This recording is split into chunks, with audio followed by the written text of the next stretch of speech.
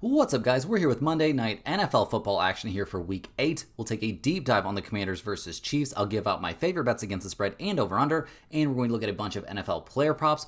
Also, we're going to cover the whole NBA slate here on Monday, so buckle up. We have a great video for you today. Slam that like button and subscribe to the channel to make sure you keep seeing these videos every single day, and let us know what you're thinking in the comments. I personally read and answer every comment I get. Check the pinned comment throughout the day to see our favorite picks, and you should definitely check back a couple of times throughout the day to see if there are any changes with injury news coming out and player availability being confirmed. Yesterday, guys, a very busy Sunday out there. Obviously, we've had a few ups, a few downs, but overall not looking too shabby. We did have a rough start today. We had the Bengals at -6, and Cincinnati was looking good there for the first three quarters, but then got themselves outscored 23-7 in the fourth quarter with their defense looking awful and Fields having one of his best days throwing the ball in recent memory. We also run the Giants plus 7.5. Not that it was going great for us anyway, but Scadaboo getting injured really took the wind out of the sails there for the Giants, and going against a tough Eagles team that seems to be finding its stride also made things a little bit brutal. A 38-20 loss was definitely worse than we would have expected, though. We got right back on track, though, guys. We had the Texans at -2.5. A comfortable win there for Houston. They came through for us with the easy 26-15 win behind a good day there from CJ Stroud, but kind of out of nowhere, the running game popped off there for the Texans, putting up 157 yards in the ground game. The 49ers, they're decimated with injuries and going on the road against an elite defense.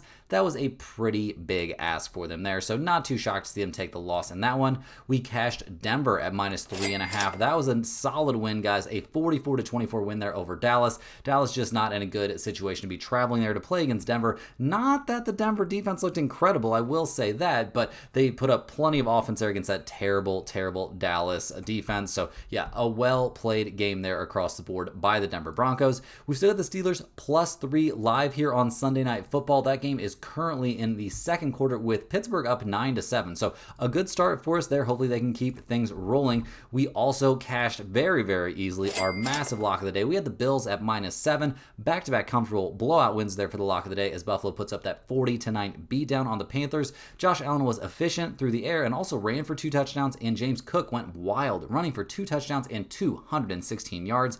Andy Dalton didn't look good, getting sacked 7 times, or maybe that Buffalo defense, now that it's healthier, is starting to get better, but either way, a brutal day for the Panthers and a great day for us. They're easily cashing our lock of the day once again. So let's see if we can keep that roll going, guys. Obviously got one Monday Night Football game and then a bunch of NBA action to cover, so let's go ahead and hop right in. Let's get after it. We're also going to recap what is looking like a very solid premium day out there, and first up, we're going to be looking at these Washington Commanders going on the road to take on the Kansas City Chiefs.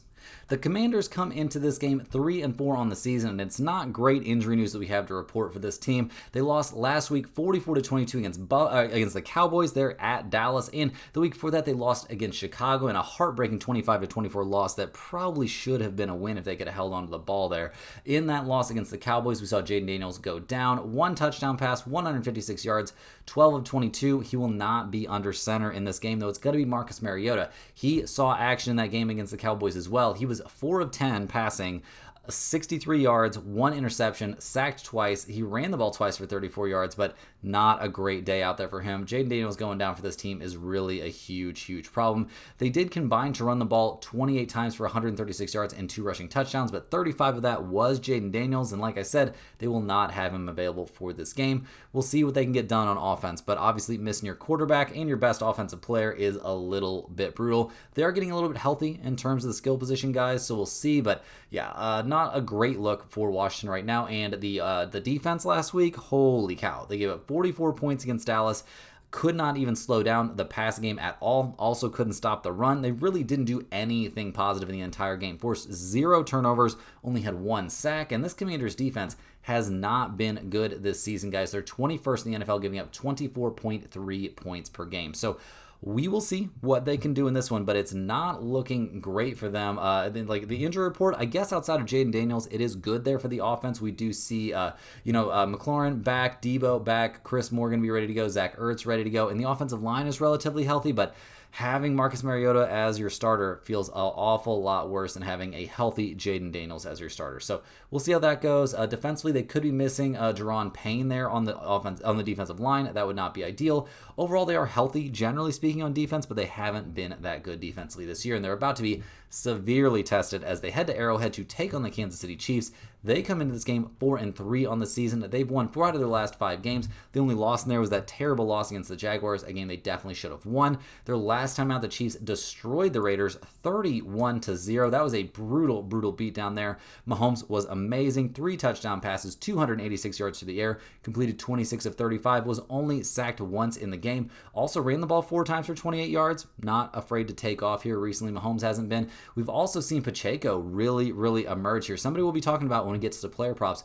15 carries, 57 yards, and a touchdown. So starting to look like he's more of the feature back. Brashard Smith did get 14 carries, but didn't do nearly as well. So I'm expecting a lot more work here for Pacheco. Nobody really stood out in a major way there in the receiving group. Kelsey did catch all 3 of his targets for 54 yards. Rashee Rice did have 2 touchdown catches. So things are looking good now that the Chiefs have all of their weapons back. They also turned the ball over 0 times in that game. And the defense, well, they put up a shutout, so that's pretty good, giving up 0 points in a game, giving up only 70 total passing yards and 25 total rushing yards. Like, it doesn't really get much more dominant than that. This Chiefs defense is excellent. Obviously, a lot of that was due to the Raiders just being terrible, but that was an amazing day out there for the Chiefs defensively. Only, generated 1 turnover and gave up nothing. Like, an amazing day there for their defense. And over the course of the year, the Chiefs defense is 3rd in the NFL, giving up 17.7 points per game. So it's really all good news right now for the Chiefs.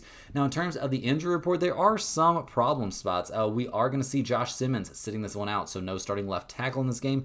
Trey Smith also listed as doubtful, so potentially missing 2 starters there on the offensive line is something of a concern here. Defensively, though, they are fully healthy, and that is a big deal for this team. Honestly, the dream for the Chiefs is that the defense is their better unit. So if that actually ends up being the case, that is fantastic news for the Chiefs here, because that offense is pretty freaking good as well. So, looking at the numbers for this game, it's no shock to see the Chiefs big favorites. They're 11.5-point favorites here at home. We've got a total of 48 in this game. In terms of the weather for this one, not too many major concerns. Mid-50s, chance of rain showers, but very little wind, only like 6 miles an hour-ish, so no major weather concerns in this game. In terms of some trends here, Washington, they're 3-4 against the spread this year. They're 3-1 to the over-under. Kansas City is 4-3 against the spread this season and 4-3 to the under. Guys, not a huge fan of taking these massive favorites in general, but we have to take the Chiefs at home in this one. Mariota looked like a disaster the last time he was on the field, going 4 of 10 for 63 yards and an interception and 0 touchdowns, and that was against the Dallas Cowboys' terrible defense. Historically, Mahomes isn't the guy to back to cover these huge numbers, but now that they're healthy, they are decimating opponents like they did last week against the Raiders. I think we're going to see something eerily similar in this game. In terms of the total, it's going to be a slight lean here towards the under for me. I don't see Mariota getting much going here against a very good Kansas City defense, and I don't think the Chiefs are going to score 50 points on their own. It's just not really their MO. So I do slightly lean towards under 48 in this one, and taking primetime unders is never the worst idea. Now, we're going to hop into some player props here. We're getting after it, guys. First up, we're looking at Travis Kelce to score a touchdown in this game at even odds. Another primetime spot, another lean towards a Kelce touchdown. In these big spots, he tends to get some red zone targets, and he's very due for a touchdown after not having one since that game versus Jacksonville a couple weeks ago. So definitely think there's a good chance he could find the end zone. I also like Pacheco to score a touchdown in this game at plus 165. He had a touchdown last week in that blowout win over the Raiders. In the last 2 weeks, we've seen his carry attempts going way up, so I think there's a good chance he finds the end zone here as he becomes more of the feature back for these Kansas City Chiefs. On the Commander side, I'll take Mariota under 196.5 passing yards at minus 115. Not projecting a good night from him, and the only time he's been over this number was back on September 21st when he passed for 207 yards versus the Raiders' terrible defense. Here against Kansas City, I think we're going to see him have a very bad time. I also like McLaurin here, over 46.5 receiving yards at minus 115. I know it seems weird to take Mariota's under on passing yards and McLaurin's over here, but he was clearly Mariota's favorite target in his one good passing game there versus the Raiders, where he caught 3 out of 4 targets for 74 yards. And with Mariota probably not getting past his first option very much, this seems like a spot that McLaurin is going to get plenty of chances. Last prop, guys, we've got Mahomes here, over 24.5 rushing yards at minus 115. Over this number the last 3 weeks in a row, including in a blowout over the Raiders. He's been over this number very consistently recently. It's a primetime game. I think we see Mahomes ball out enough, to get over this number here in the ground attack. And I mean, he can outrun some of those defenders there for the Commanders, I would think. So definitely think this is a reasonable spot to back Mahomes on his rushing yards. Hey guys, jumping in here with a quick shout out to the sponsor today and every day's video, and that is stumpthespread.com. Click the link in the description to go over there and see the top confidence picks from our entire team of experienced cappers. Right now, our premium members are getting daily NBA, NHL, UFC, NFL, and college football picks. We're coming off a very solid looking Sunday here so far. Obviously, college football wasn't that hot yesterday, but those NBA props have been very, very hot, and NBA season is heating up for sure. Tons and tons of action out there. Definitely want to get over there and check that out. You also want to get over to stumpthespread.com and check out all of the free stuff we offer over there. There's free picks that are exclusively posted over there at stumpthespread.com every single day. There's our free to use bet size calculator to make sure you're not blowing your whole bankroll on one or two bad days. And you also got to get over there to get on that free email newsletter, guys. It's a fantastic resource every single day. You'll get one email straight to your inbox with tons of good stuff in there, player props in there, parlays in there, free picks every single day. Also information on niche sports betting like golf, NASCAR, tennis, all kinds of good stuff like that. It's very easy to get on that email list as well. Just go to stumpthespread.com either by clicking the link in the description or just typing it into your browser of choice. Click that little green login button and that'll take you straight to set up a new account. All they'll ask you for is your name and your email address. That is it. And you'll get one email every single day with lots of great sports betting information. So definitely want to be taking advantage of that. Also, over at stumpthespread.com, that's where you'll find our premium top confidence picks, which might not and usually will not match what you see here in the videos, as I'm not the premium MLB, NFL, or college football handicapper. Over there at Stump the Spread, we have a team of experienced experts over there breaking down tons and tons of statistics, tons of analytics going on there every single day to bring you the best possible bets that we can find out there. And it's looking like a pretty solid Sunday is shaping up for us so far. We did break the Giants there at +7. That Scatterboo injury was not great. The premium capper is also on the Steelers at +3.5, so that play's looking very, very good as well. The Cowboys didn't come through against the spread, but their team total cashed there. That was nice. Our premium capper was also on the Jets, getting 6.5 points there. That was a very good play. They ended up winning that one straight up. Hockey continues to look pretty good. Obviously, still some games to go, but the Lightning came through as a one-unit play. The Sharks came through +1.5 as a one-unit play. They actually won that game straight up. The Flames and the Stars are still to go, and we got lots still cooking in the NBA. The Raptors -1, they're hanging tight there against Dallas. Sacramento -3.5. We're fading the Luka-less Lakers. No Luka in that game for the Lakers, so we'll see if the Kings can come through with the winning cover for us. Sam Merrill already cashed his over 2.5 made threes, so that was nice. And Jalen Clark, we just need him to get one assist in that game. He's been playing well. We just need him to get one helper in that game. So we'll see if we can make that happen, but it is shaping up to be a very solid night over there on the premium side. So definitely get in on that if you guys are interested. Also, if you're a huge fan of what you're seeing from us here every single day, you can click that little join button right below the video to sign up for a YouTube channel membership. YouTube channel members get early access to all of our videos, get their name up on screen in every single video, but maybe most importantly, they get access to our members only giveaways, guys. And we're doing a members only giveaway right here, right now, tonight. We're going to take the name of every single YouTube channel member here on the channel. We're going to put it on a big wheel that you're about to see on screen right now. We are going to spin that wheel, and whoever it lands on gets a free Stump the Spread hoodie mailed straight to their address of choice. We do one of these giveaways every single week, guys. Let's see who's winning this week. The next giveaway will be in 7 days, and this week's winner looking like it's going to be Joseph Wiggs. Joseph Wiggs, get down there in the comments. Let us know that you see you won this giveaway. But don't worry, guys, if you weren't a winner this week, next week is coming. We're going to do one of these hoodie giveaways every single week. So definitely get in on the action if you're interested, but also become a channel member just if you want to see your name up on the screen, or let me know you are a super fan of this channel. I really appreciate all my channel members, guys, but we got to get back after it. We've got a ton of NBA games to cover on a very, very busy NBA slate, so let's go ahead and get after it. First up, we're going to be looking at the Cleveland Cavaliers as they go on the road here to take on the Detroit Pistons. Now, the Pistons and the Cavaliers both played yesterday, so definitely some fatigue, definitely some injury news to be watching out for to see if anybody ends up sitting this game out. And the Cavaliers, they did lose their season opener against the Knicks, but then beat the Nets and beat the Bucks. And this is a team that is not at full strength, not even close yet, honestly. They're going to be still missing both Darius Garland, DeAndre Hunter already back, so that is a big deal for them, but will he play here on the second night of a back-to-back? That feels a bit up in the air to me. He played 27 minutes against the Milwaukee Bucks, and they needed him. He put up 16 points, and they only won this game by 5. Donovan Mitchell, a bit of an off-shooting night from him. Evan Mobley, another decent night, but only 1 of 5 from 3, and the bench continues to not look amazing. Sam Merrill did cash our over on his 3s, so that was nice. Ended up making 4. We only needed him to make over 2.5, so that was very, very good. Liked what we saw off the bench from Lonzo Ball. Seems like he's finding his way with this new team. So a good amount of positives there for the Cavaliers, but we're going to have to wait and see who is available for this game. It sounds like Garland is going to remain out here. Let's make sure that's confirmed. Yeah, he did participate in a scrimmage with contact there on Tuesday, so that's a good sign, but I just don't know. We don't have any clarity on whether he's going to be back for this game. I think that would probably already be announced if he was actually going to be out there. There are guys that we do think there's a good chance could miss the second half of a back-to-back here, like Lonzo Ball, dealing with that long-term knee conditioning, those knee problems. Donovan Mitchell could potentially rest. DeAndre Hunter probably will rest, and maybe even Evan Mobley or something like that could sit out. So definitely keep a very, very close eye on potential guys to sit out this game. The Pistons, they've come back with a vengeance after losing against the Bulls. They've beaten the Rockets and the Celtics over their last couple games. Now, obviously beating the Celtics this year is not the same as beating the Celtics last year, but it was a very good game out there on Sunday. Duncan Robinson still not really finding his stride with the Pistons yet, but Jalen Duren, Cade Cunningham, Asar Thompson all playing really, really well. Tobias Harris playing well. The bench for Detroit still looks a little bit thin, maybe something they would try to address, and they didn't shoot the ball particularly well from 3, but they still managed to get a 6-point win there against the Celtics. So well played there. Their injury report is still not fully updated yet. Karis LeVert did miss that last game. We'll see if there's a chance he comes back, but it was the first half of a back-to-back, so maybe that could have been precautionary, but I do worry about potentially Cade, potentially Tobias Harris. Those are my main concerns here of guys that could sit out the second half of a back-to-back. So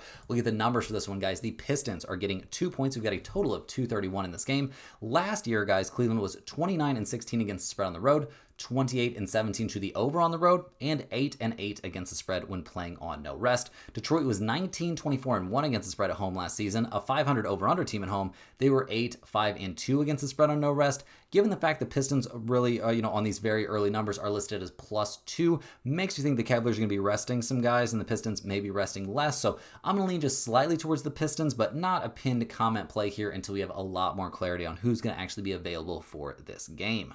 Next on the docket, we're looking at the Orlando Magic going on the road to take on the Philadelphia 76ers. Both these teams are fully rested for this game, and the Magic hoping for a little bit of a bounce back here. They've gotten off to a rocky start. They won their season opener in a nail-biter against the Heat, then lost to the Hawks, and their last time out lost to the Chicago Bulls 110-98, so not even that competitive of a game.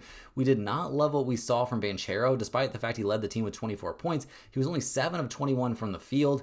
Franz Wagner, not an amazing day out there. 0 of 1 from 3, 7 of 15 from the field. He was a -16. We did love what we saw from Anthony Black coming off the bench. This dude needs to be getting more minutes, although he did have 5 turnovers, which wasn't great. He had 19 points.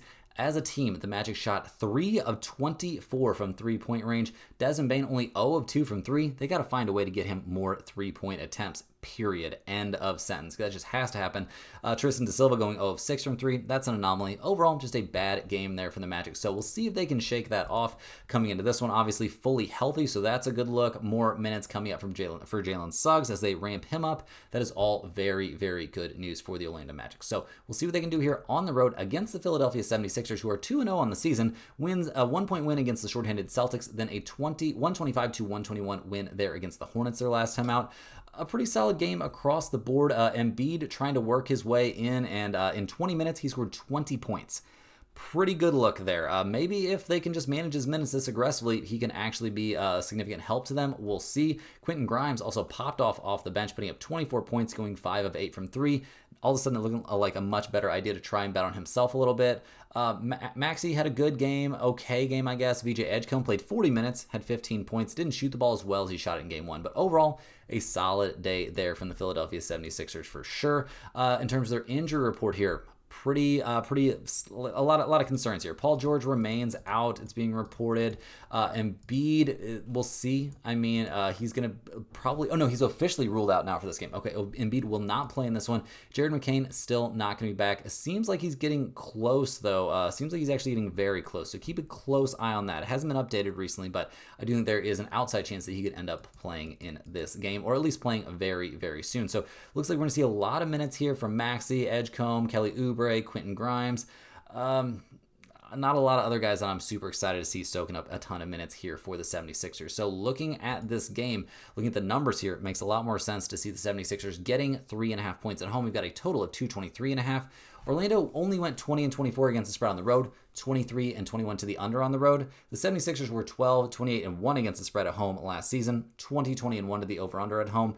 Those numbers don't mean a ton in this matchup, but I will be taking the Magic here at -3.5 with a decent chance to make the pinned comment, to be honest, because I just think this is a big bounce back spot for them. They're not nearly as bad as they looked in their last game. The 76ers are going to be a bit shorthanded. I think the Magic have the pieces to defend here against the 76ers guys like Maxey and Edgecombe and Quentin Grimes, so definitely think this is a solid spot to back the Orlando Magic here on the road. Next up, guys, we're looking at the Atlanta Hawks going on the road to take on the Chicago Bulls. The Hawks are only 1-2 on the season, and after a lot of preseason hype, they've had a bit of a struggle here in the early goings. A loss to the Raptors in a 20-point blowout in Game 1, beat the Magic by 4, and then lost by 17 to the Thunder in their last game, which losing to the Thunder not going to be a terrible look for anybody this year, but it wasn't a great game, and the Hawks want to be a competitive team, and it was a bit of a mess. We didn't love what we saw from Trae Young, 5 of 12, 2 of 3 from 3, 10 assists, but he was a -12 out there and had 5 turnovers. Okongwu didn't play well. Nickeil Alexander-Walker there in the starting lineup. He was a -18, still struggling to find his way with his team, and Dyson Daniels needs to find a little bit more offense. Obviously, dude is a defensive demon, but got to find some offense out there, and the bench does not look great either. Now, they were a bit shorthanded for that game. We'll see if they're getting a little bit healthier for this one. Obviously, they need Richache, Jalen Johnson, and Porzingis to be playing for this team to be anywhere near full strength, and those guys are all still on the injury report. Richache, he's currently listed as questionable with that ankle issue. He's a young guy. I do think there's a chance he could bounce back from this one and won't miss his 3rd straight game, but it's not impossible that he misses this one. Jalen Johnson also dealing with an ankle issue. Sounds like he's very, very questionable for this game. Maybe he'll be able to come back. We'll have to wait and see. Porzingis still dealing with an illness here. That's really bad news for the Hawks.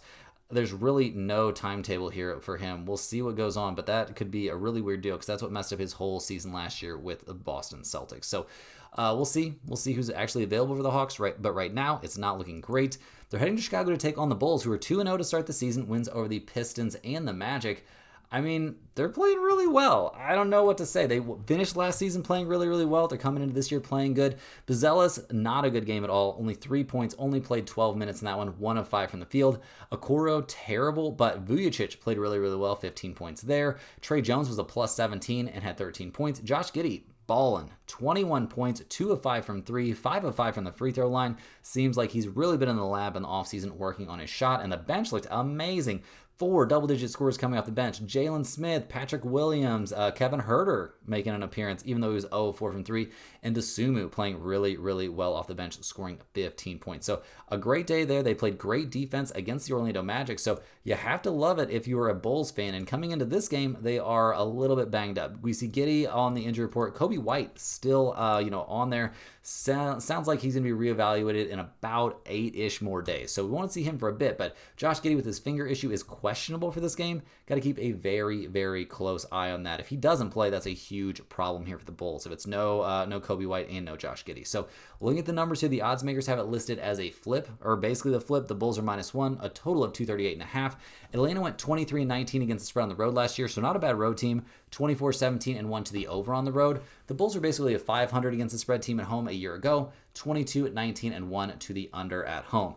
I'm going to be honest, guys, this is basically a wait-and-see game. We have to get more information about who's going to actually play in this spot. Too many unknowns for us to give a massive lean on this one. I don't want to start recording these NBA videos of the next day, recording them the day of the games, but that's something we might have to consider if they keep playing these injury reports so close to the chest. Next on the docket, we're looking at the Brooklyn Nets going on the road to take on the Houston Rockets, and the Nets Well, they were projected to be pretty bad this season, and they have certainly lived up to that. They haven't really keeping a game super close yet. I guess they were fairly competitive against the Cavaliers. They're 0-3, losing at Charlotte, at home against the Cavaliers, and at San Antonio. Now they got to play at Houston, and against the Spurs, it didn't go great. They end up losing by 11. Michael Porter Jr., 16 points. Cam Thomas, 40 points. 40 points, but it was still a -7. Dude was cooking out there offensively, but I'm not going to be that impressed by 40 points, 0 assists in an 11-point loss. I just can't get that stoked about that, bud. Like, you got to find a way to make your team more competitive. Love what we saw from Day'Ron Sharpe coming off the bench, but yeah, overall, if it's just going to be the Cam Thomas show, you're going to put up a 40-piece and lose, I'm not going to think that's that amazing. They also got crushed on the boards in that game, so not all that many positives, to be completely honest here, for this loss there for the Brooklyn Nets. Now, their injury report for the Nets, obviously something to keep an eye on at all times, but they're pretty healthy. Zaire Williams might miss this game, but other than that, they are healthy and ready to go as they head to Houston to take on the Rockets. The Rockets are 0-2 to start the year, which is not the best look. Now, losing to the Pistons wasn't amazing. Obviously, they probably should have won that game against the Thunder, but losing to the Pistons their last time out by 4 doesn't really feel that good. And they were at home for that game. Kevin Durant had 37 points. They were trying to get him to do everything. 18 free throw attempts. I don't know how often he's going to get that many free throw attempts. A big step back there from Alperen Sengun. 17 points, 7 rebounds, 7 assists. I mean, if that's your step back game, congrats. 10 points from Okogie off the bench. Maybe not the best bench unit, but they shot 45% from 3 and still lost this game. They also shot more than double the free throws and still lost. This was not a good sign here for the Houston Rockets. Definitely a lot still to figure out for this team, which bringing on Kevin Durant is a pretty big change. So we'll see what they can figure out here going up against the Nets. They are fully healthy coming into this game, so no injury concerns. My concern in this one is the Rockets are 14.5-point favorites. We've got a total of 225.5. Brooklyn, 25-15-1 against the spread on the road last year, 24-17 to the under on the road. They were also 8-7 against the spread with no rest. So the fact they're playing on no rest is a big concern for me. Houston, 23-22 against the spread at home, basically a 500 over-under team at home last year. Obviously, a lot has changed for them, but guys, I think this is the game the Rockets figure it all out. I will take Houston here, -14.5. It's an awful lot of points. I'm not super thrilled about that, but I think the Nets playing on no rest are in a pretty bad spot here. I don't think we're going to see too many positive things from them in this game. Rolling right along here, guys, we're looking at the Boston Celtics going on the road to take on the New Orleans Pelicans. The Celtics have yet to get a win this season, which I guess, isn't that shocking, but they've also played a couple very close games, losing by 1 point to the 76ers, by 10 to the Knicks, and then by 6 at the Pistons. So they've been relatively competitive, just haven't found any wins. In that loss against the Pistons, we did finally see we saw Jaylen Brown pop off for 41 points. Pritchard put up 21, but this team, guys, I don't know. They're not shooting as many threes as I expected. Only got up 45 in that game, and yeah, they're just not. They're not playing a lot of defense, and this is looking like a very much wasted season here for the Celtics, which makes sense. Also, maybe this will encourage Jason Tatum to not do something insane and try and make a comeback already from that Achilles issue. But we'll see. They didn't do a good job on the boards either, getting crushed on the glass by Detroit. That was a big part of why they lost this game. A lot of things are going to have to go right for the Celtics to win games this season. Now, looking at their injury report coming into this one, Jaylen Brown's not on there. Nobody's on there right now, so definitely keep a very, very close eye on that injury report as it gets updated. They are playing on no rest in this game. They were 6-7 against the spread on no rest last season, so definitely a spot to be a little bit concerned here about the Boston Celtics as they head to New Orleans to take on the Pelicans, who are also looking for their first win of the season, guys. They lost 120-116 there against the Spurs their last time out in overtime. A crazy, crazy game. Wembanyama put up a nuts stat line, which we're going to see from him all the time, but Zion continues to look pretty good here. He came out looking a lot healthier this season, put up 27 points, albeit in an overtime loss. 24 there from Trey Murphy III. Jordan Poole, 21 points, although not the most efficient shooting night. The bench actually looked pretty good. Plus 16 there from Jordan Hawkins. Jeremiah Fears, a plus 7. Queen put up 15 points and was a plus 5. So maybe the bench needs to get a little bit more shine here. They also really struggled on the boards, but everybody's going to struggle on the boards when you're playing as an alien like Wembanyama. So we'll see what they're able to do in this one. Obviously, an opponent more their level, I would say, in this game. Looking at the injury report, probably going to be close to healthy. Might be lacking a little bit of depth there at center, but going against a team like the Celtics, that is not really a big concern. So look at the numbers here, guys. The Pelicans are 3.5-point favorites at home. We've got a total of 234.5. Boston, 22-23-1 against the spread on the road last year. A significant under team on the road a year ago. New Orleans 21-18-2 against the spread at home, despite being a terrible team. And I'm definitely going to be on the Pelicans here at -3.5. I think this is a fantastic spot. Keep a good eye on any sort of line movement here, because that could indicate some sort of change there in availability for different Celtics players. So I would definitely jump on this -3.5 as early as you can. Rolling right along, guys, we're looking at the Toronto Raptors going on the road to take on the San Antonio Spurs. Now, the Spurs and Raptors both played today. The Raptors are actually wrapping up their game against Dallas. They have fallen off aggressively there in the fourth quarter and are now down 16 points. Kind of an embarrassing showing from them. You would have thought they'd have a good chance to win there against a Mavericks team that hasn't found a win yet this season, but I mean, Brandon Ingram had another very efficient shooting night, and we liked what we saw from R.J. Barrett, but Scotty Barnes also putting up big numbers. They just didn't play enough defense, and the bench did not play well enough in this game outside of a couple plays. But yeah, just not a great day, and the defense was not there. They struggled aggressively against Cooper Flagg and against Anthony Davis. Klay Thompson finally found his shot a little bit, and D'Angelo Russell went bonkers out there. So a rough day for Toronto, especially on the defensive side. Now they got to play on back-to-back nights. We'll see what they can do to bounce back. Obviously, we don't have an updated injury report, and all these guys are very young, so I would be a little bit surprised to see very many, if any of them, sitting out here on the second half of back-to-back, but we'll have to keep a close eye on that as they head to San Antonio to take on the Spurs, who are now 3-0 on the season, off to a very good start, blowing out the Mavericks, beating the Pelicans, and then a pretty comfortable win there against the Nets. The question will be who's going to play here on back-to-back nights, but in their Sunday win there over the Brooklyn Nets, a 118-107 win, we liked what we saw from Wembanyama, 31 points from him. Got to the free throw line 15 times, only made 10 out of 15 from the charity stripe, so maybe something to work on there. Very good stuff from Dylan Harper coming off the bench. He put up a 20-piece and was a plus 23. Keldon Johnson was plus 19 with his 19 points, and as a team, they shot 44.4% from three. That's a very good day, and they crushed on the board. So everything's looking great for the Spurs. The question is, are they going to rest Wemby here on the second half of a back-to-back early on in the season?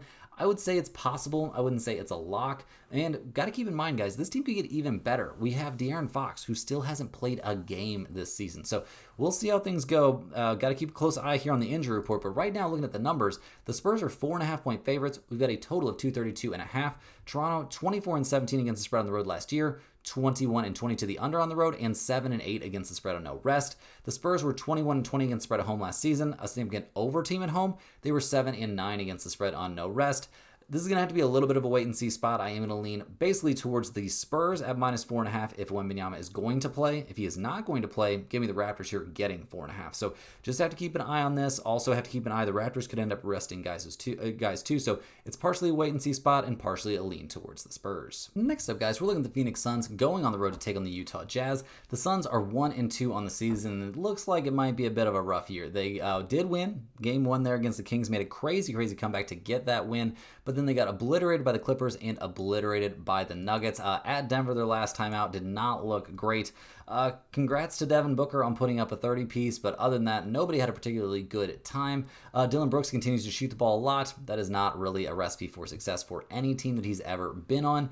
And the Nuggets got whatever they wanted there against the Suns. Phoenix had no answer for really anything, including the Nuggets bench. So a pretty bad day there for Phoenix. We'll see if they've got a bounce back in them, but I'm not going to be holding my breath for this team to be good. Jalen Green still out. Dylan Brooks now on the injury list. We'll see if he's back. Yeah, Jalen Green going to be out, officially out for this game with that hamstring issue, and Dylan Brooks with a groin issue is questionable officially here as they head to Utah to take on the Jazz. So we'll see if there's any big major positive changes there, but like I said, I'm not loving this injury situation or any part of the situation for the Suns.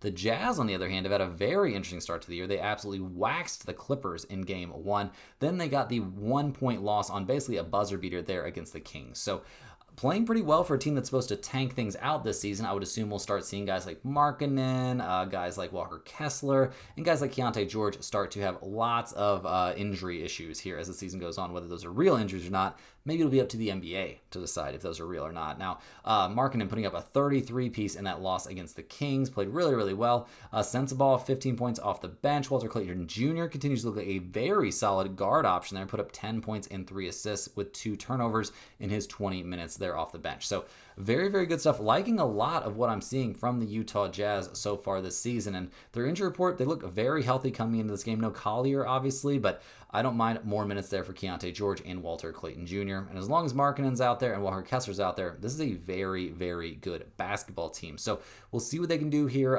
Playing at home, they're getting a 1.5. We got a total of 234.5. Phoenix only went 16-25 against the spread on the road last year. Not a good road team, and I don't expect that to change here. They're 24-17 to the over on the road. The Jazz 20-21 against the spread at home last season. A pretty good home team given the fact they were tanking. 23-17-1 to the over at home. Well, I'm not very interested in that total of 234.5. I will definitely take the Utah Jazz here getting a 1.5. If we don't see Dylan Brooks in this game, that's obviously a huge deal. I think we're going to see probably a comfortable win at home from the Utah Jazz in this game, unless they, out of nowhere end up sitting some guys. Rounding into the home stretch here, we're looking at the Denver Nuggets going on the road to take on the Minnesota Timberwolves. Now, the Nuggets, they're 1-1 on the season. Going to be hoping to make a big showing here on Peacock for this game. They did just destroy the Suns in Game 2 after losing a very, very tough one in Game 1 against the Warriors. A game that really could have gone either way. Jokic kind of shot them out of that game, wasted an amazing Aaron Gordon performance. But against the Suns, Joker came back strong, putting up a triple-double. We loved what we saw from Jamal Murray. Aaron Gordon did have a predictably fall-off night there shooting the ball, but overall, a great day up and down the roster. The bench looked good. Bruce Brown and Valanciunas both playing really, really well off the pine. Tim Hardaway Jr. struggling with his shot a little bit. He's always been a streaky shooter, and as a team, they only shot 9 of 31 from long range, but still get a very comfortable win there. Just love what we saw out there. Cameron Johnson starting to get his rhythm in this new offense. A lot of good things happening right now for the Nuggets, and they come into this game pretty much completely and totally healthy. So that is a big, big deal here as they go on the road to take on the Timberwolves. They come into this one fresh off of a 114-110 win there last night, but Anthony Edwards going out with a tight hamstring is a big, big deal for this game. So definitely got to keep a close eye there on any sort of line movement coming in for this game. It seems like there is a very real chance that Anthony Edwards could end up missing this one, and that would be a pretty crazy deal. That's why we don't have very many lines out right now. The line that I'm seeing that's out that is probably the most likely to be the real one is the Timberwolves plus 3.5. And if they don't have Anthony Edwards, that could get even worse. So definitely keep a very close eye there on the injury situation. I mean, in that win over the Pacers, Julius Randle actually led the way. That's not usually the way to find wins. You don't want Julius Randle to be your best player. Naz Reid finally found his shot a little bit, played well off the bench. Didn't really love what we saw from anybody else off the bench, and they only shot 30% from 3 in that game. You only get 5 points there from Anthony Edwards and still get the win. That is pretty impressive stuff. So we'll see what they can do in this one. I do pretty much 100% expect Anthony Edwards to miss this game. Other than that, they are healthy, and that's why I think they'll be getting at least 3.5 points in this game. We'll have to wait and see on that. We got a total of 232. Denver, 23-24-1 against the spread on the road, 27-21 to the over on the road last year. Minnesota, 23-24-1 against the spread at home, 30-18 to the over at home, but they were 8-6 against the spread on no rest. So they're playing on no rest and probably without Anthony Edwards. We're going to like the Denver Nuggets here at anything under 10 points. That's pretty much what my lean is going to be. We're going to go ahead and put Denver minus 3.5 there in the pinned comment, but I am willing to adjust that throughout the day. I don't think this is a real line that's out there. You probably can't even get a ticket in there with the Nuggets right now at minus 3.5. So we'll wait and see on that. Maybe it'll be the truth, and we will love this spot for Denver. Last but not least here, guys, we've got a game that I really wish was going to end up on Peacock or on national television, because we got a rivalry game between the Memphis Grizzlies and the Golden State Warriors. Now, the Grizzlies, they're 2-1 on the season, just got the 128-103 win there over the Pacers. So well played there. A dominant win. Their wins this year are only against the Pacers and against the Pelicans. So some tough wins, but also got obliterated there by the Heat. That was a bit of a weird one. Now, the Grizzlies already dealing with some injuries. That's going to be a concern for this game for sure. In their win over the Pacers, we loved what we saw just kind of up and down the roster. Jaren Jackson Jr., a pretty good day out there. 17 points was a +6. We liked what we saw from Ja Morant. 27 minutes is all, 19 points from him, 9 of 9 from the free throw line, and the bench came up huge. Cedric Howard, 27 points, 6 of 6 from three-point range. A great performance by him. Also like what we saw from John Conchar. Cam Spencer played well off the pine. Just a lot of great performances there off the bench. A very, very good day for that Memphis Grizzlies bench. Now, the injury concerns coming into this game, maybe they're going to be okay. Obviously, Ty Jerome and Scottie Pippen Jr. not going to be back, but Jaren Jackson Jr. ready to go for this one. this is a pretty healthy Grizzlies team at the moment. Now, they're going on the road to take on the Warriors, who are 2-1 on the season. They just took a 139-119 loss there against the Trailblazers, but the games they've really been locked in for. That was a no rest game after playing overtime against the Nuggets. They beat the Lakers and they beat the Nuggets, so they're playing pretty well. I will say it was a little bit disappointing to see them not putting up a better effort there defensively, but they were clearly exhausted for this game. Jimmy Butler only playing 27 minutes, Draymond Green playing 21, Curry playing 27, getting those 35 points. I mean, they did as well as you could expect them to do there on the second part of it back-to-back as the oldest team in the league. Fading the Warriors on back-to-backs is probably going to be something we're looking to do quite a bit this season. But overall, an okay day out there for the Warriors. Obviously didn't play any defense, and that's why they lost. We'll see. They are pretty healthy coming into this one. It is a bit concerning to see Al Horford already missing time there with an injury. Dealing with a toe issue, has been ruled out for this game. We're also obviously not going to see D'Anthony Melton back yet, but this is going to mean more minutes for Draymond Green there at the 5 and Quentin Post, and maybe some Trace Jackson Davis in the mix as well. I don't think that's the end of the world for the Warriors, but it's obviously not exactly ideal. So, looking at the numbers here, guys, Golden State, 7.5-point favorites in this game. We've got a total of 237.5.